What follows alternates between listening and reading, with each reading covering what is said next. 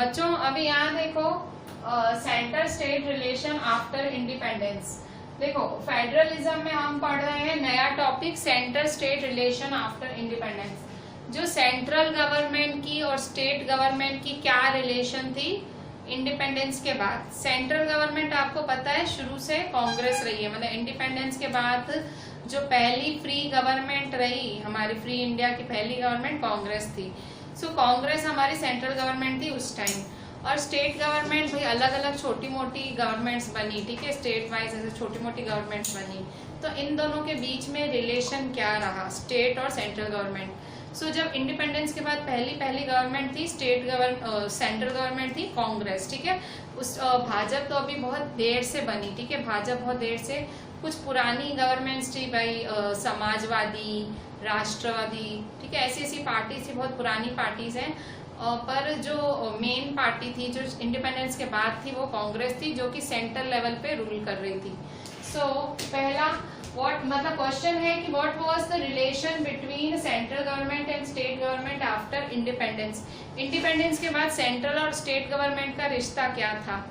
So the first point is for a long time some party ruled as centre, same party ruled as centre and state.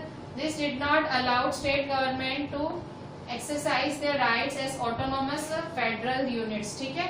बहुत लंबे समय तक एक ही party rule कर रही थी, सेंटर में भी वही पार्टी रूल कर रही थी और स्टेट में भी वही पार्टी, मतलब सेंटर में तो वो फैसले लेती थी और स्टेट में भी वही पार्टी फैसले लेती थी। कौन सी? कांग्रेस, सेम पार्टी थी। This did not allow state government to exercise their rights as autonomous federal units। अब ये क्योंकि जो सेंट्रल गवर्नमेंट थी, जो कांग्रेस थी, वो अपना अधिकार हर जगह जमाए हुई थी, पूरे देश पे भी और हर एक राज्य पे भी। तो इसकी वजह से उस टाइम जो स्टेट गवर्नमेंट थी, जो स्टेट की कोई पर्टिकुलर गवर्नमेंट थी हर स्टेट की, उनको ऑटोनॉमस जो था, मतलब एक फ्रीडम नहीं थी, ठीक है। जो एक फ्रीडम होनी चाहिए आपको फ्रीली जो भी आप अपने स्टेट के लिए करना चाह रहे हो, सो वो नहीं कर पाते थे। हर चीज में सेंट्रल गवर्नमेंट अपना, कहते हैं ना, अपना फैसला वो अपना डाल देती थी, ठीक है। मतलब स्टेट गवर्नमेंट नाम की थी, फ्रीडम नहीं, मतलब उनको फैसले लेने की आजादी नहीं थी। फैसले कौन ले लेता था? सेंट्रल गवर्नमेंट ही ले लेती थी उनके बिहाफ पे। तो आप बोल सकते हो तो सेंट्रल और स्टेट गवर्नमेंट देखा जाए तो उस टाइम एक ही थे, ठीक है। If the party ruling in center and state was different, the central government often misused the constitution to dismiss state government। अब सपोज जो सेंटर में पार्टी है, सेंट्रल पार्टी फिर से कांग्रेस ही थी। अब कोई किसी मतलब इक्का दुक्का ऐसे स्टेट्स थे जिसमें किसी और की सरकार बनी, भाई कांग्रेस की नहीं बनी, सपोज किसी और की सरकार बन गई, ठीक है। तो अब ये लोग क्या करते थे, कुछ ना कुछ ऐसा करते थे, कॉन्स्टिट्यूशन में जो रूल्स एंड रेगुलेशंस लिखे हुए हैं उनका कुछ मिसयूज करके, कुछ भी जोड़ तोड़ करके वो स्टेट गवर्नमेंट गिरा ही देते थे। मतलब कहते हैं ना कि कुछ भी करके, साम दाम दंड भेद करके वो जो स्टेट गवर्नमेंट थी उसको गिरा ही देते थे कि यहाँ भी हमारी पार्टी है, ठीक है। सो वो इस तरह से डिसमिस कर देते थे। थर्ड में in 1990 no single party had majority, so the era of coalition government started. अब ट्विस्ट कब आया? देखो ऐसा ही चल रहा था कि भाई कांग्रेस शुरू से रूल कर रही थी as a central government, state government हर तरह से वही रूल कर रही थी। बाय चांस किसी स्टेट में कोई और पार्टी की गवर्नमेंट आ गई तो भी वो कुछ भी करके उसको हटा के खुद पावर में आ जाती थी। पर 1990 एक टर्निंग पॉइंट साबित हुआ देश के फेडरलिज्म के लिए। क्या टर्निंग पॉइंट था? उस टाइम जब वोटिंग हुई लोकसभा में, किसी भी पार्टी को वोट्स मेजोरिटी में नहीं मिले, सब पार्टीज को जैसे इक्वल जैसे वोट मिल गए। इसका मतलब उस टाइम सरकार बनने वाली थी गठबंधन की सरकार, मतलब कोई एक विनर था ही नहीं, ठीक है।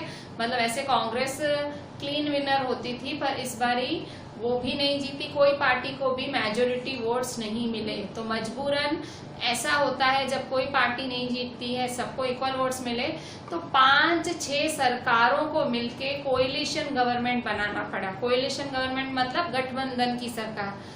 बहुत मतलब 2 से ज्यादा गवर्नमेंट्स या 1 से ज्यादा गवर्नमेंट जब मिलके सरकार बनाती हैं उसे कोएलिशन गवर्नमेंट कहते हैं। अभी इस टाइम जो ये टाइम चल रहा है, इस टाइम महाराष्ट्र में कोएलिशन गवर्नमेंट ही चल रही है, ठीक है। महाराष्ट्र में जो शिवसेना पार्टी थी वो प्रॉपर विनर नहीं थी।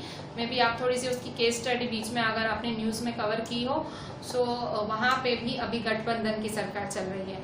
सो मतलब उस टाइम देश में 1990 के बाद जब सेंटर में प्रॉपर कांग्रेस विनर नहीं बनी तो कोएलिशन गवर्नमेंट बनी, ठीक है, कोएलिशन गवर्नमेंट बनी और यही टर्निंग पॉइंट बना हमारे फेडरलिज्म स्ट्रक्चर का। सो क्या हुआ उसके बाद? So central government forced to share the power and state government now ruled autonomously and became powerful. अब क्योंकि अभी आया कोएलिशन गवर्नमेंट, भाई सबकी सरकार बनी, सो जो सेंट्रल गवर्नमेंट थी अब उनको शेयर करना ही पड़ा। मतलब अब आप इनके जैसे ही हो, आप कंप्लीट विनर भी नहीं हो, इनकी वजह से आपकी सरकार है। सो इनको क्या करना पड़ा? फाइनली इनको पावर शेयर करना पड़ा इन सब सरकारों के साथ। तो एटलीस्ट ये लोग शेयर करना सीख गए, पावर शेयर करना पड़ा। और उस पे सुप्रीम कोर्ट का एक फैसला आया कि भाई स्टेट गवर्नमेंट फ्रीली अपना ऑटोनॉमसली, मतलब फ्रीली आप अच्छे से अपना स्टेट खुद रूल कर सकते हो, इसमें सेंट्रल गवर्नमेंट का लेवा देवा नहीं है। सो उस पे सुप्रीम कोर्ट का भी ऐसा फैसला आ गया। सो मतलब फाइनली जो सेंट्रल गवर्नमेंट का दबदबा था वो अब खत्म हुआ 1990 के बाद, ठीक है। So central government forced to share the power and state government now ruled autonomously and became powerful. अब स्टेट गवर्नमेंट भी पावरफुल हो गई क्योंकि मतलब सुप्रीम कोर्ट ने ही बोल दिया कि भाई अब आपको उसमें इंटरफेयर नहीं करना है, आप भाई अपना सेंटर संभालो, स्टेट गवर्नमेंट अपना स्टेट संभालेगी, ठीक है।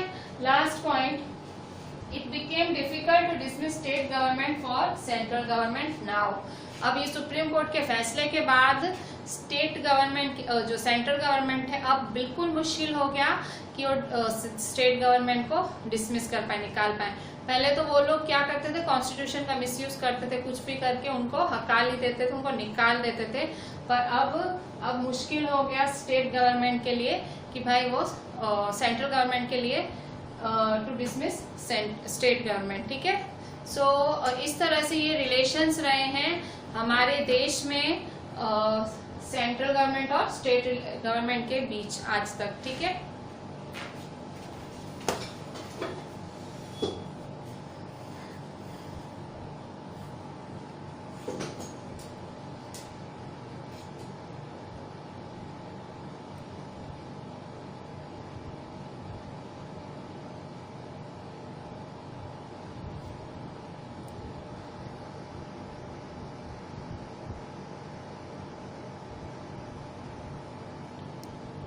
बच्चों अभी हमने बात की हमारी स्टेट गवर्नमेंट की बात की और सेंट्रल गवर्नमेंट की बात की, पर जब हमने थोड़ा चैप्टर के बारे में पढ़ चुके हैं तो हमने एक और गवर्नमेंट सुनी, लोकल गवर्नमेंट। हमने अभी तक उसकी बात ही नहीं की है। सो अभी हम उसकी बात करेंगे, लोकल गवर्नमेंट की। इससे पहले आप देखो इंडिया का अगर आप बात करें, ठीक है। सो इंडिया की अगर पॉपुलेशन के टर्म्स में बात करें, सो जो उत्तर प्रदेश स्टेट है एक पूरी वो रशिया कंट्री से उसकी पॉपुलेशन ज्यादा है। जो हमारा उत्तर प्रदेश स्टेट है उसकी पॉपुलेशन रशिया की कंट्री से भी ज्यादा है, ठीक है। महाराष्ट्र है जो हमारा महाराष्ट्र स्टेट है वो जर्मनी कंट्री की संख्या जितना है, मतलब जितनी हमारा महाराष्ट्र उतनी एक पूरी कंट्री जर्मनी है, ठीक है। तो मैं आपको क्या बता रही हूँ कि हमारे स्टेट्स कितने बड़े हैं, ठीक है। सो अगर उस पे एक स्टेट गवर्नमेंट लागू कर देते हैं, सपोज एक सरकार आई, तो स्टेट्स इतने बड़े हैं जितनी की एक कंट्री, तो उस पे अगर आप एक स्टेट गवर्नमेंट, तो वो स्टेट गवर्नमेंट रूल कहाँ करेगी भाई, कैपिटल पे ध्यान देगी थोड़ा। जो बड़े बड़े भाई उस राज्य के जो बड़े बड़े शहर है शायद वहां ध्यान दे, तो छोटे मोटे शहर उन सब पे कौन ध्यान देगा, ठीक है। सो हमारा जो कल्चर है, जो हमारा स्ट्रक्चर ऑफ पॉपुलेशन है वो इतना ज्यादा डाइवर्स है कि स्टेट गवर्नमेंट से भी काम नहीं चलेगा, ठीक है। हमें लोकल गवर्नमेंट की जरूरत है क्योंकि सेंट्रल गवर्नमेंट ठीक है पूरा सेंटर देखती, पूरा देश देखती है, स्टेट गवर्नमेंट पूरा स्टेट देखती है और स्टेट हमारे छोटे नहीं है, ठीक है, स्टेट एक कंट्री बराबर है। सो हमको लोकल गवर्नमेंट्स की भी जरूरत है, ठीक है।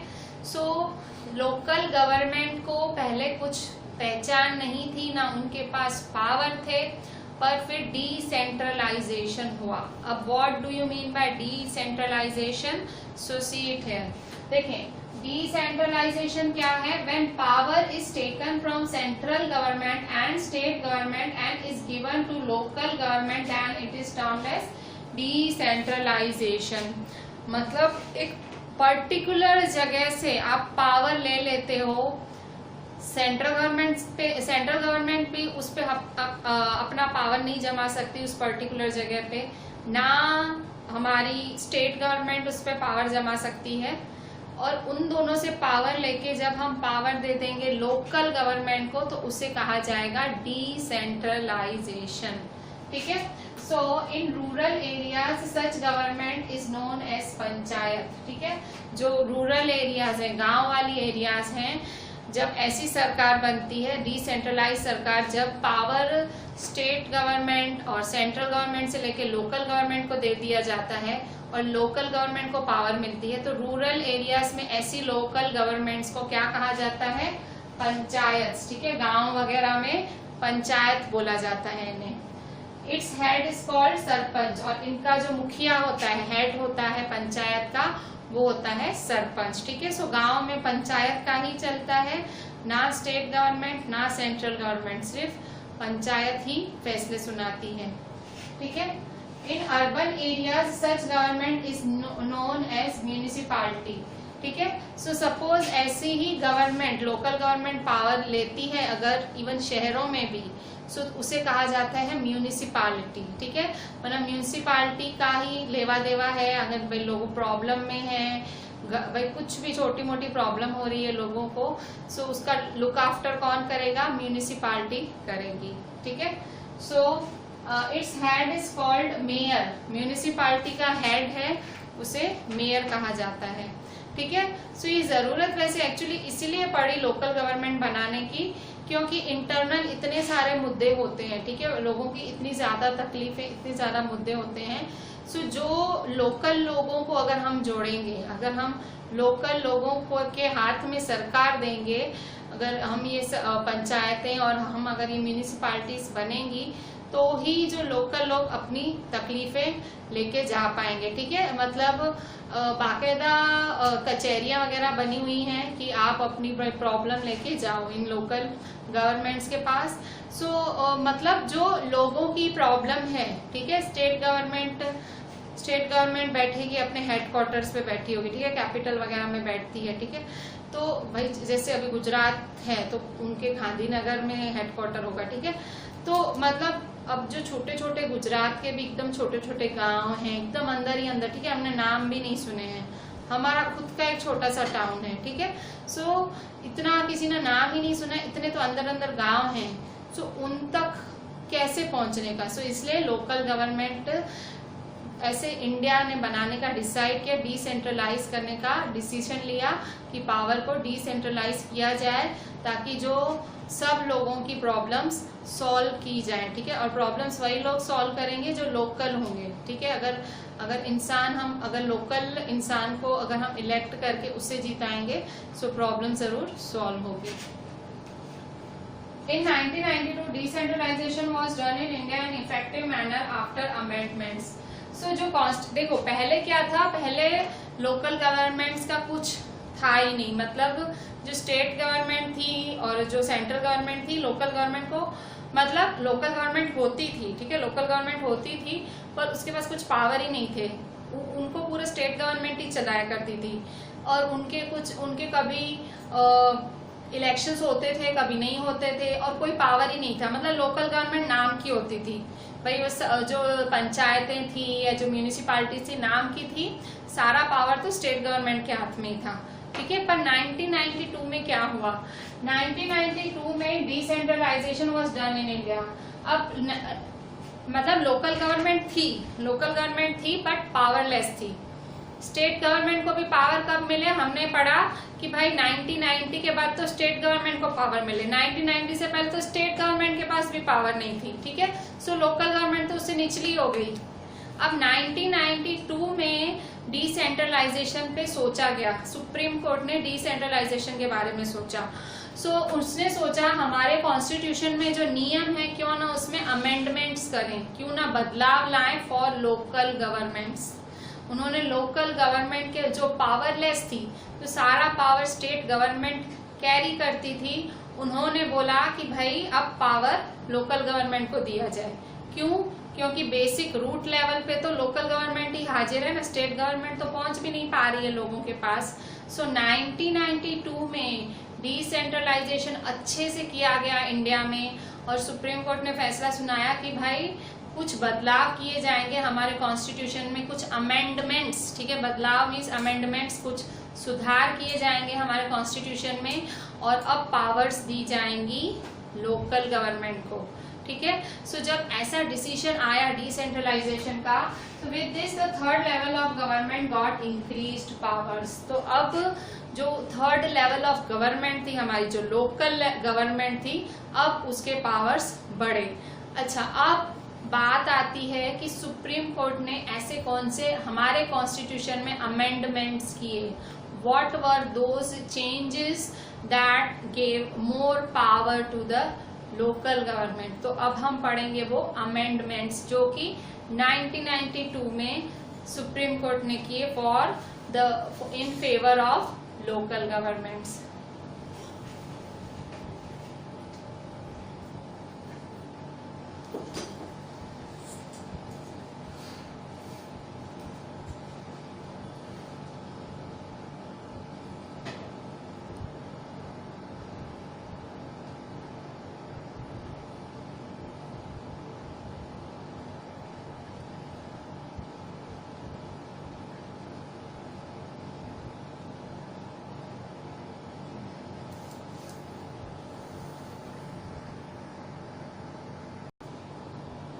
अब हमने पढ़ा कि अमेंडमेंट्स हुए थे, ठीक है।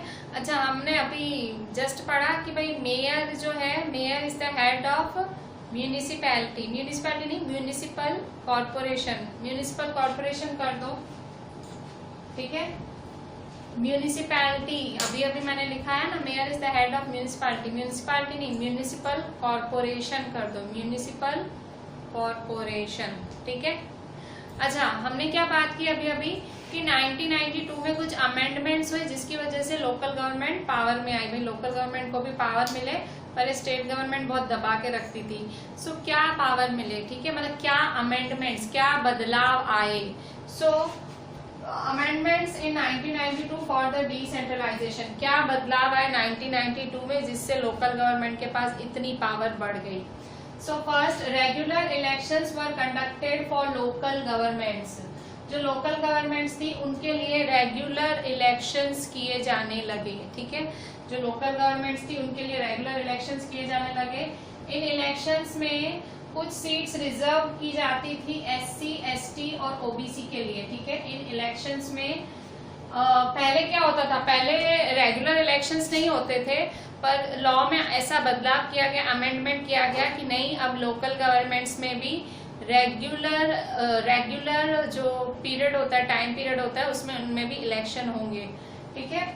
इन इलेक्शंस में कुछ सीट्स रिजर्व रखी जाती थी SC, ST और OBC के साथ। जैसे रेगुलर इलेक्शंस होते हैं देश के या स्टेट के, तो जैसे कुछ सीटें SC, ST, OBC के लिए रखी जाती हैं, वैसे ही इन इलेक्शंस में, लोकल गवर्नमेंट के इलेक्शंस में भी सीट्स SC, ST, OBC के लिए रखी जाती थी, ठीक है।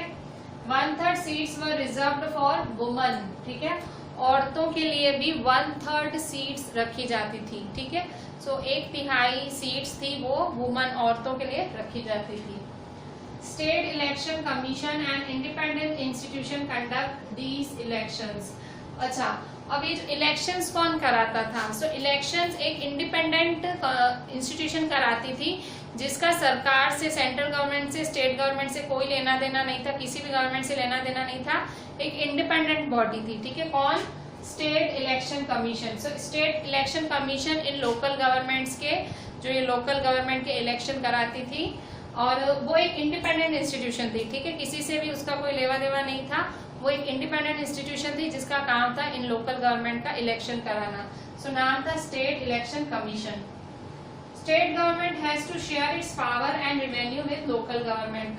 पांचवा बदलाव ये आया कि जो स्टेट गवर्नमेंट थी, तो स्टेट गवर्नमेंट क्या करती थी, लोकल गवर्नमेंट को कुछ हमेशा उस पर दबदबा रखती थी, इंटरफेरेंस रखती थी, पर अब क्या करना पड़ा स्टेट गवर्नमेंट को, state government has to share its power, अपना पावर शेयर करना पड़ा इस अमेंडमेंट के हिसाब से, एंड रेवेन्यू, ठीक है भाई, पैसे और भाई देश के लिए जो वो फंड मिलता है सरकार से, वो फंड भी शेयर करना पड़ा।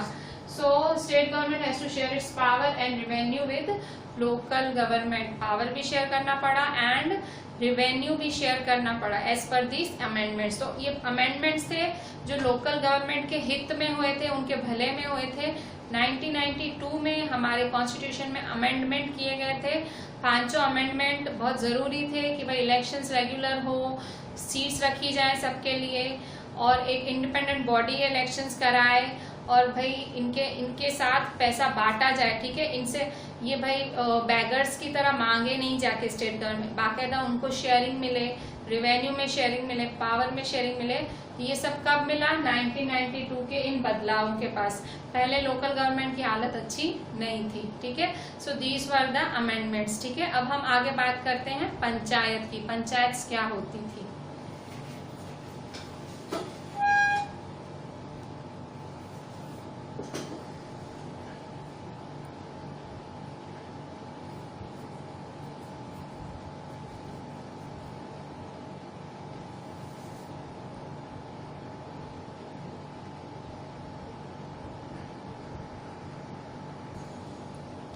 बच्चों अभी देखो हम पढ़ रहे हैं structure of rural local government. हमने जो लोकल गवर्नमेंट की बात की उसका स्ट्रक्चर कैसे है, मतलब किस तरह से वो वर्क करके बनता कैसे है। सो देखो, few gram panchayat are group together to form a panchayat samiti. सो आपको पता है हर गांव की एक ग्राम पंचायत होती है। कुछ ग्राम पंचायतें मिलके, बहुत सारी ग्राम पंचायतें मिलके एक पंचायत समिति बनाती हैं, और फिर पंचायत समिति या ब्लॉक बोल लो या मंडल बोल लो, बहुत सारी ग्राम पंचायत मिलके एक पंचायत समिति बनाती हैं। ऑल पंचायत समितिज और mandals in a district together constitute the zila parishad, और मतलब जितनी भी पंचायत समितियां हैं वो मिलके जिला परिषद बनाती हैं, ठीक है। गांव की एक ग्राम पंचायत होती है, हर गांव की ग्राम पंचायत होती है, तो बहुत सारी ग्राम पंचायत मिलके पंचायत समिति बनाएंगी, ठीक है। जो पंचायत समिति बनाएंगी सब पंचायत समिति मिलके जिला परिषद बनाएंगी, ठीक है। मतलब ये जो गांव का लेवल है वो गांव का लेवल ऊंचा होता होता डिस्ट्रिक्ट तक पहुंच जाता है, ठीक है। ये जस्ट एक structure of rural local government था, इस तरह से उसका स्ट्रक्चर है, ठीक है। With this the chapter is ended and we are now going to do few questions of exercises.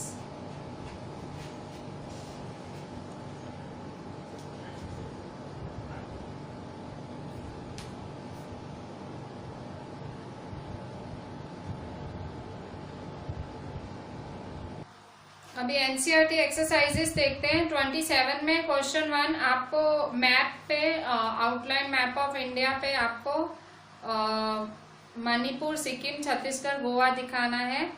Question 2 में आपको 3 फेडरल कंट्रीज दिखानी है, ठीक है। Identify and shade 3 federal countries on a blank outline political map of the world, ठीक है। Question 2 map work है।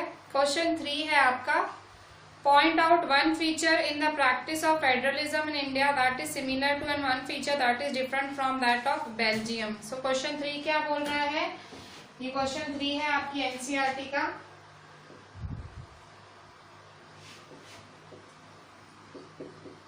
कि एक फीचर बताओ जो फेडरलिज्म में इंडिया और बेल्जियम में सेम है और इंडिया और बेल्जियम में डिफरेंट है, ठीक है।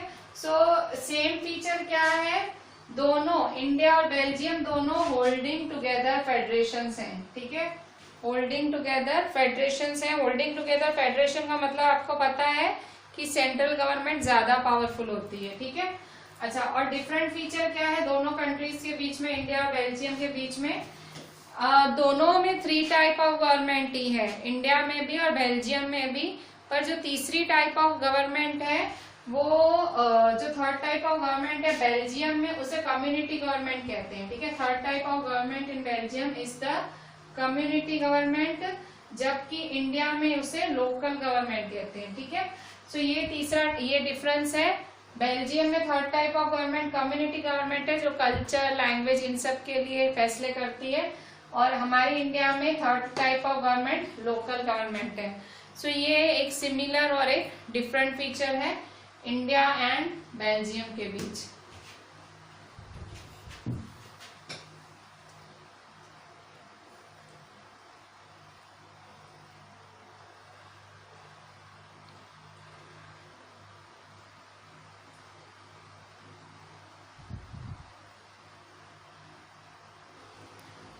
बच्चों अभी देखो यहाँ पे क्वेश्चन 4 है आपका।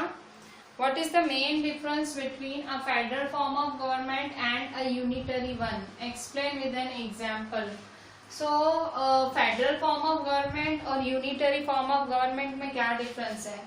Federal form of government, in federal form of government the powers are divided between central government and state government. जो power है central government और state government के बीच में divided होते हैं, और दोनों के पास सेंट्रल और स्टेट गवर्नमेंट दोनों के पास अपने अपने एरिया ऑफ ज्यूरिसडिक्शन होते हैं। ज्यूरिसडिक्शन मतलब जो हमने लिस्ट पढ़ी थी, ठीक है, दोनों के पास अपने अपने एरियाज होते हैं। भाई ये वाली एरिया हमारी, ये हमारी, भाई जैसे एजुकेशन है, भाई इस तरह से नहीं आपने लिस्ट पढ़ी थी, that is jurisdiction.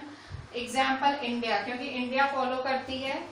A state government has power of its own for which it is not answerable to the central government. तो जो स्टेट गवर्नमेंट है उसके पास खुद का पावर होता है और वो सेंट्रल गवर्नमेंट को आंसरेबल नहीं है। ठीक है, सो जो स्टेट गवर्नमेंट है उसके पास अपना ही पावर होता है। ठीक है, और वो सेंट्रल गवर्नमेंट से उसका लेना देना नहीं है फेडरल फॉर्म में। यूनिटरी फॉर्म ऑफ गवर्नमेंट क्या होता है? यूनिटरी फॉर्म ऑफ गवर्नमेंट में national government has all the powers. जो सेंट्रल या नेशनल गवर्नमेंट, जो एक ही गवर्नमेंट है, उसके पास ही सारे पावर्स होते हैं। Any power given to the states of the country is dependent on the national government which can withdraw them at any time. State government नाम की होती है, मतलब वो नेशनल गवर्नमेंट के हिसाब से ही चलनी होती है। नेशनल गवर्नमेंट कभी भी उनके पावर छीन सकती है, मतलब स्टेट गवर्नमेंट का अपना कुछ भी नहीं। एग्जाम्पल है श्रीलंका। श्रीलंका कंट्री में यूनिटरी फॉर्म ऑफ गवर्नमेंट है। The state government does not have power of its own. So Sri Lanka में या यूनिटरी फॉर्म ऑफ गवर्नमेंट वाली जो भी कंट्रीज है, वहां पे जो स्टेट गवर्नमेंट है उसके पास अपना कोई भी पावर नहीं होता। ठीक है, सो हमें डिफरेंस लिखना था, एक हमने 3 लिखे, इतना आपको लिखना पड़ेगा। This is a very important question asked 3 times at CBSE। ठीक है, so this is a very important question, see to it.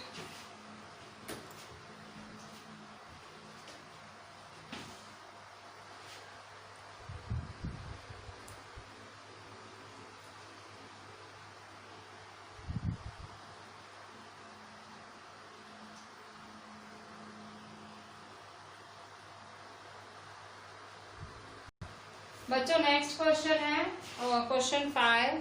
State any 2 differences between the local government before and after the constitutional amendment in 1922।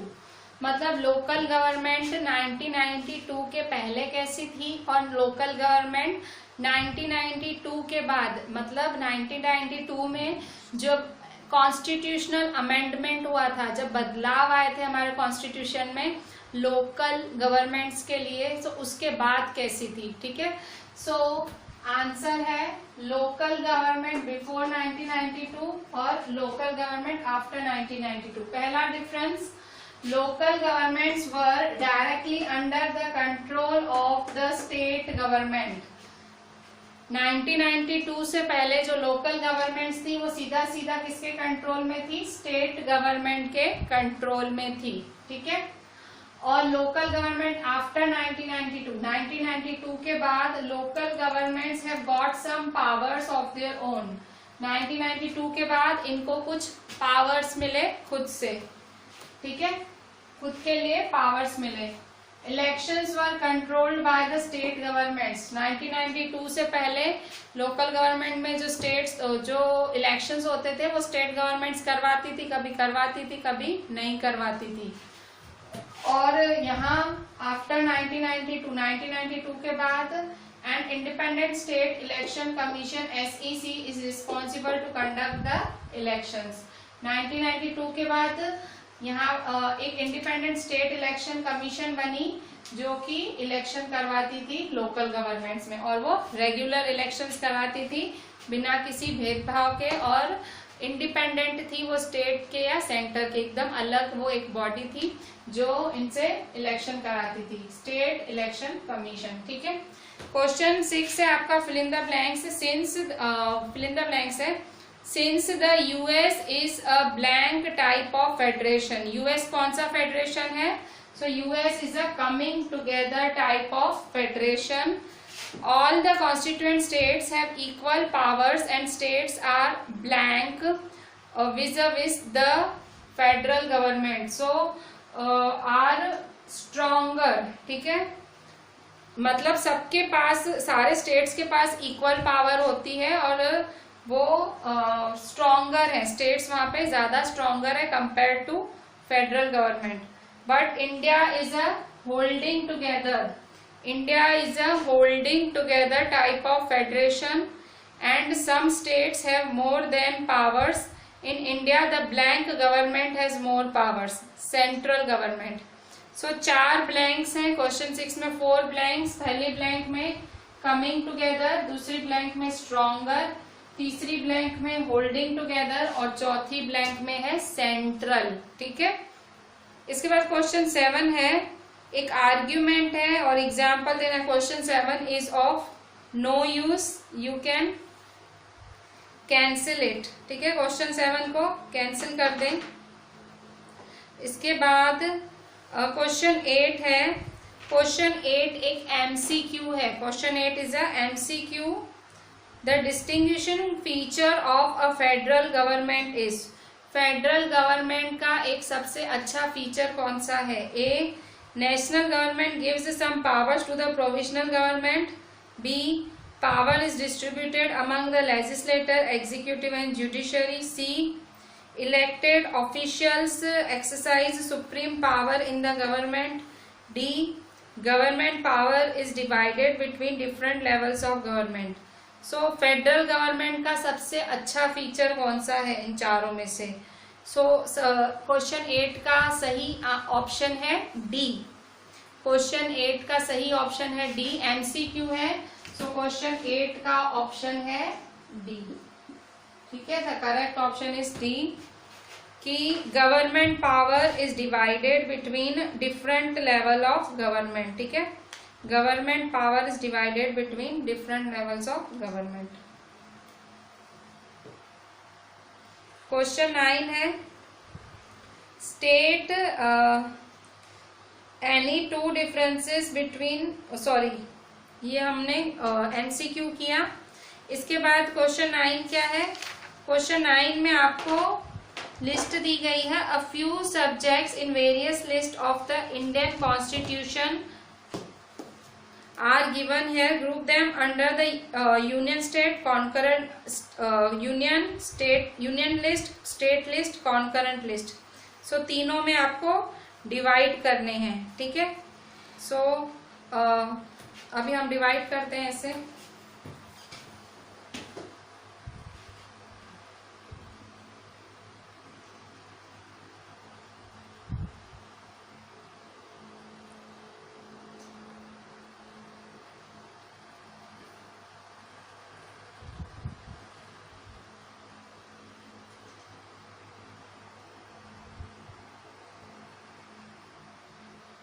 Next question हम discuss कर रहे थे question 9। ठीक है, question 9 बोल रहा है, a few subjects in various list of the Indian constitution are given here, group them under the union state concurrent list as provided below in the table. So union state और concurrent में divide करना है। एक list दी गई है तो union list मैंने answer लिख दिया है डायरेक्ट, यूनियन लिस्ट में पहला ए है डिफेंस, तो डिफेंस यहाँ आएगा, ठीक है। फिर बी है पुलिस, पुलिस कहाँ आएगा, इधर स्टेट लिस्ट में आएगा। इसके बाद एग्रीकल्चर है, एग्रीकल्चर कहाँ आएगा, वो भी स्टेट लिस्ट में आएगा। इसके बाद एजुकेशन, एजुकेशन कहाँ आएगा, एजुकेशन भी स्टेट लिस्ट में ही आएगा। फिर बैंकिंग, बैंकिंग कहाँ आएगा, वो यूनियन लिस्ट में आएगा। फॉरेस्ट, फॉरेस्ट कहाँ आएंगे, वो स्टेट लिस्ट में आएंगे। कम्युनिकेशंस, कम्युनिकेशंस यूनियन लिस्ट में आएगा। ट्रेड, ट्रेड कहाँ आएगा, ट्रेड आएगा स्टेट लिस्ट में। और मैरिजेस आएगा कॉन्करेंट लिस्ट में, ठीक है। क्वेश्चन 9, इसके बाद है आपका क्वेश्चन 10 जो कि एमसीक्यू है।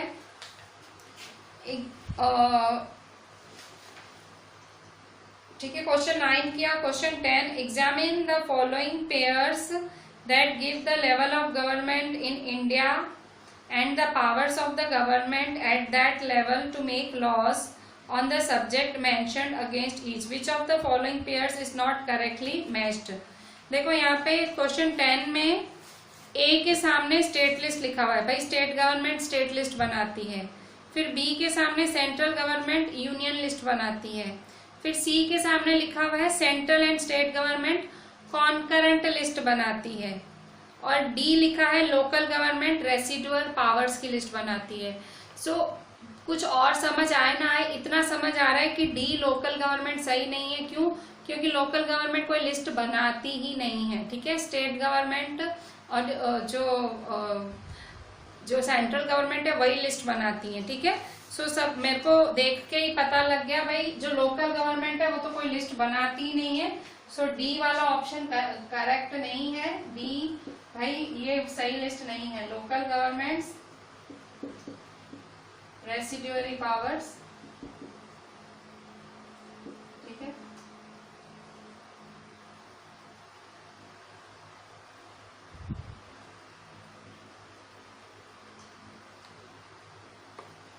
अभी क्वेश्चन 11 देखें। मैच लिस्ट 1 विच लिस्ट 2, ठीक है। लिस्ट 1 को लिस्ट 2 से मैच करें। लिस्ट 1 और लिस्ट 2। लिस्ट 1 है आपकी जो यूनियन ऑफ इंडिया है, union of India. Union of India कौन है, प्राइम मिनिस्टर, ठीक है। इसके बाद स्टेट, स्टेट के साथ मैच होगा गवर्नर। स्टेट का कौन होता है, गवर्नर।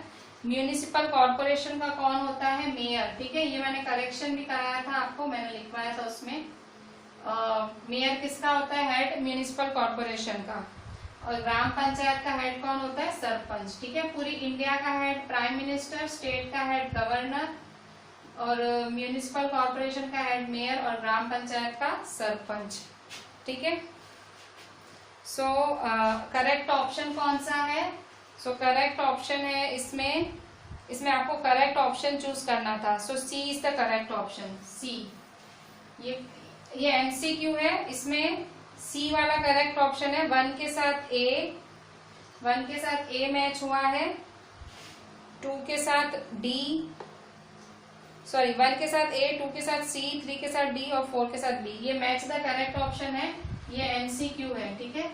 यहाँ पे भी सी वाला करेक्ट ऑप्शन है, ठीक है। सी वाला करेक्ट ऑप्शन है।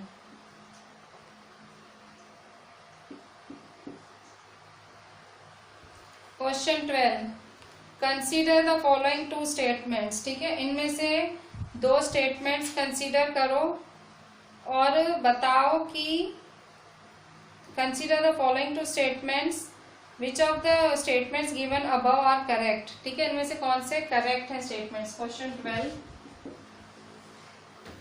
ए, in federation the powers of the federal and provincial governments are clearly demarcated, ठीक है। और डिमार्केशन मतलब एक सेपरेशन होता है, वैसा कुछ, ठीक है। फिर बी है, India is a federation because the powers of union and state government are specified in the constitution, they have exclusive jurisdiction on their respective subjects, ये भी सही बात है। Sri Lanka is a federation because the country is divided into provinces, Sri Lanka federation है क्योंकि country provinces में divided है। फिर India is no longer a federation because some powers of the state have been devolved to the local government bodies. अब देखो यहाँ 4 statement दिए हुए हैं और इनमें से कुछ स्टेटमेंट सही हैं। बताओ वो कौन से स्टेटमेंट सही हैं। पहला स्टेटमेंट बोल रहा है in federation the power of federal and provisional government are clearly demarcated. जो फेडरेशन होता है, जो फेडरल टाइप ऑफ गवर्नमेंट होता है, उसमें powers of the federal and provisional governments are, मतलब सबके पावर्स एकदम सेपरेट होते हैं। ठीक है, सही बात है, सबके पावर सेपरेट होते हैं। सो ये बात सही है। B, India is a federation because the power of union and state government are specified in the constitution and they have exclusive jurisdiction on their respective subjects. India एक फेडरेशन है, क्यों? क्योंकि उसके पावर्स, जो यूनियन और state के powers होते हैं, वो एकदम क्लियरली स्पेसिफाइड है और दोनों के पास क्लियर लिस्ट है। वो भी सही है। सी, श्रीलंका इसलिए फेडरेशन है क्योंकि वो प्रोविंसेस में डिवाइडेड है, तो ये कोई बेस नहीं है। फेडरेशन का प्रोविंसेस से डिवाइड होने में कोई बेस नहीं बनता है। ठीक है, सो ये गलत बात है।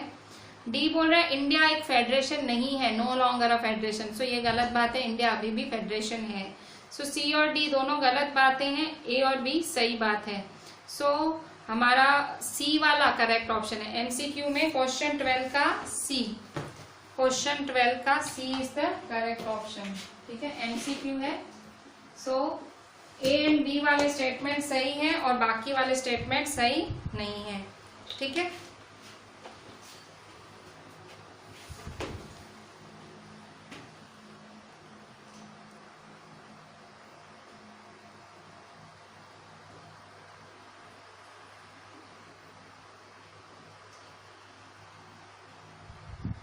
लास्ट के 2 क्वेश्चन देख लेते हैं। ये ग्राम सभा और ग्राम पंचायत पे हैं। सो एक क्वेश्चन है which features of panchayati raj do you like the most, why. ठीक है, जो पंचायत बनती है गांव में, पंचायती राज का कौन सा फीचर तुम्हें अच्छा लगता है, क्यों? तो पहले पंचायती राज क्या होता है वो मैंने आपको, जो हमने चैप्टर एंड किया था, वो जो सारी पॉइंट्स हमने लिखी थी, आपको वो सारी पॉइंट्स यहाँ लिखनी है। ठीक है, वो सारे फीचर्स हैं। ठीक है, वो सारे फीचर्स हैं कि भाई जो मैंने वो लिखवाया था आपको, वो सब आपको लिखना है। ठीक है, अच्छा, अब आपको कौन सा फीचर सबसे ज्यादा पसंद है और क्यों? सो कौन सा फीचर आपको सबसे ज्यादा पसंद है? So people in particular village elect their own representative. आपको कौन सा फीचर सबसे ज्यादा पसंद है कि भाई ये फीचर अच्छा लगता है कि खुद के विलेज में ही हमको खुद चुनने का मौका मिलता है, सरपंच चुनने का।